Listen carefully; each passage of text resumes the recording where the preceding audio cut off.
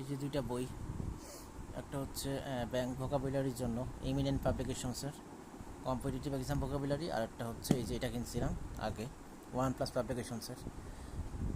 তো এই বইটা ভালো। দুইটা বইয়ের মধ্যে আমি একটা তুলনামূলক বিশ্লেষণ পড়ি। দুইটা বই ভালো, কিন্তু এই বইয়ে যখন আমি কিনছিলাম, এখন জানি না, চেক করে দেখেন, গ্রুপ ভার্ব ছিল না এই বইটায়, প্রিপোজিশন ছিল না, পিন পয়েন্টেড এগুলো ছিল না আর কি। হ্যাঁ, কিন্তু এই বইয়ে আবার সবগুলো আছে। এই যে আপনার এখানে আছে করছি, এই যে সবই আছে এখানে। গ্রুপ ভার্ব আছে, অ্যাপ্রোপ্রিয়েট প্রিপোজিশন আছে, সাফিক্স প্রিফিক্স আছে। এগুলো একটু খেয়াল করে কিনবেন। দুইটা বই ভালো। এখন হয়তো বা এটা অনেক আপডেট করছে, কিন্তু আমি যখন কিনছিলাম তখন ছিল না। আর এটা হচ্ছে বেস্ট বই। এটা পড়লে এখান থেকে বিগত বছর প্রশ্ন পড়বেন। বিগত বছরের প্রশ্ন সলভ করার নিয়ম কি? সাপোজ ধরেন আপনি অ্যানালজি পড়তেছেন, বা সাপোজ ধরেন যে আপনি স্পেলিং পড়তেছেন।